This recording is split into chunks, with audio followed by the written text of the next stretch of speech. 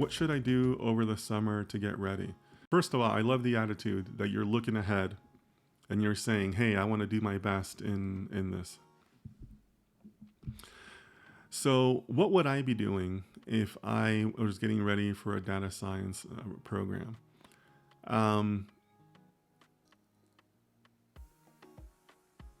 gonna give you something that I think is really valuable, and if what I would do is I would want to take a course in probabilities and have a better understanding of probabilities.